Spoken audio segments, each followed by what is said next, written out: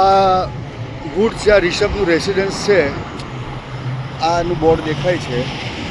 અહીંયા આગળ આ રિષભની આખી વુડ્સની જ રેસિડેન્શિયલ જે છે એ એરિયા છે અને આ વુડ્સના 4 રસ્તા છે.